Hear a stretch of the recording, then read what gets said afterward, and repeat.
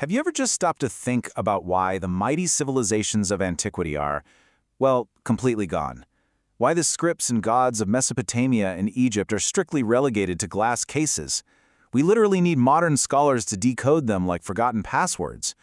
But then you look at India, and its ancient practices are still vibrant, still living and breathing on the streets today. It's honestly one of the most fascinating historical mysteries out there. Okay, let's dive into this. Welcome to today's Explainer, where we are tackling a massive, sweeping, historical topic. And hey, if you're prepping for your UPSC mains, consider this your ultimate revision tool. We are going to decode exactly how India has managed to maintain an unbroken civilizational thread for over 4.5 millennia. Here is our roadmap for today. We'll be covering the living civilization paradox, the 3 breakdown factors, the tangible and intangible roots, assimilation, and finally, the big secret of adaptive pluralism. So, let's kick things off with part 1, the living civilization paradox. When we look at ancient Egypt, Mesopotamia, or Greece, we see complete socio-cultural fractures. But India? India remains an unbroken, living civilization for over 4,500 years. That's a serious streak. But what actually causes a civilization to fracture in the first place? What went wrong elsewhere? That brings us to part 2, the 3 breakdown factors. The first major breakdown factor is script extinction. Think about cuneiform in Mesopotamia or hieroglyphs in Egypt.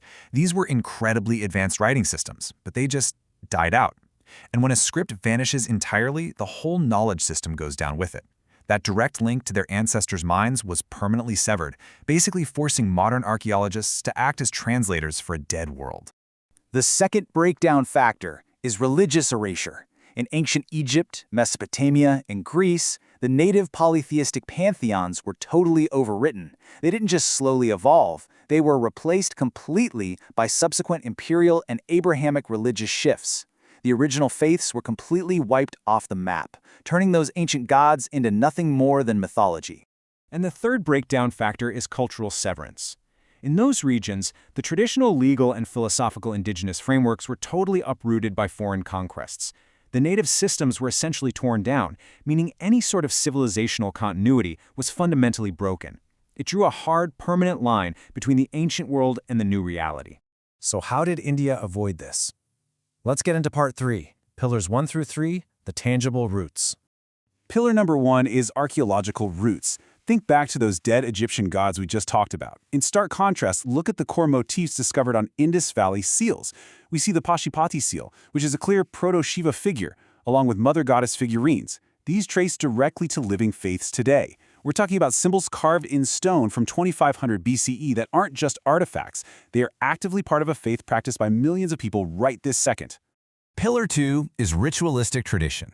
Consider the Great Bath from the Indus Valley, again dating back to 2500 BCE. Now fast forward thousands of years, and you have the modern Kumbh Mela. These are massive, unprecedented gatherings, centered entirely around ritual bathing and the sanctity of water.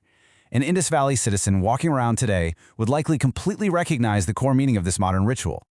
Pillar 3 shows us technological lineage, because it's not just about faith and ritual, it's also about how physical things are made. The Cire Perdue, or lost wax casting method, was used to create the famous bronze dancing girl way back around 2500 BCE. Incredibly, that exact same metallurgical method survives today in tribal Dokra art in India. The techniques naturally evolve over time, sure, but the core continuity endures without breaking. Moving right along to part 4, pillars 4 and 5, the intangible heritage. Pillar 4 is frankly astounding. We're talking about oral preservation. While other ancient empires obsessed over carving their legacy into stone that eventually crumbled or went unread, India bypassed the vulnerability of scripts altogether. Through Vedic Shruti traditions, knowledge was passed down by memory and chanting.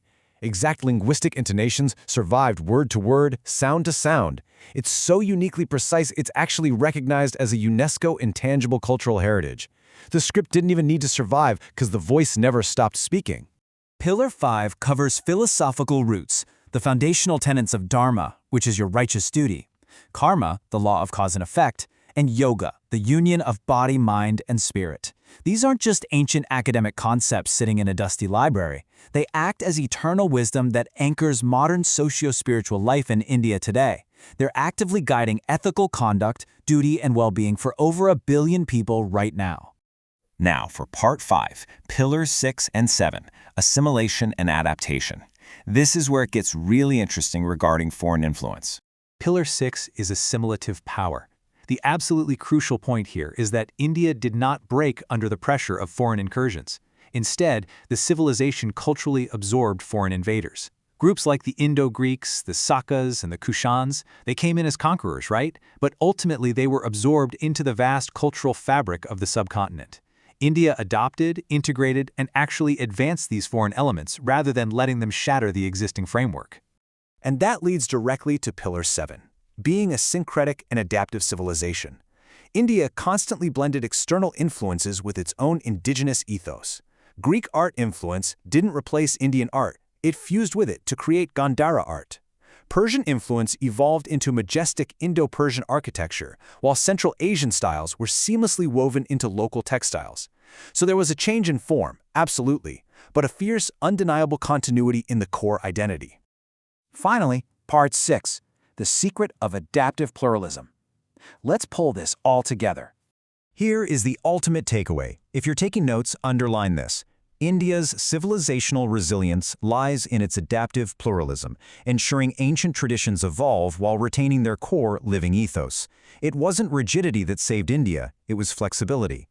It was the ability to be pluralistic, to adapt, to absorb the new while fiercely guarding the ancient core. Which leaves us with a pretty fascinating question to consider. If civilizational survival over 4,500 years is truly rooted in this adaptive pluralism, how will this ancient, living ethos evolve to absorb the rapid, unprecedented global changes of tomorrow? It survived the Bronze Age, the Iron Age, and massive empires. How will it adapt to the digital age? It's definitely something to chew on. Thanks so much for joining me on this explainer, and keep questioning the history around you.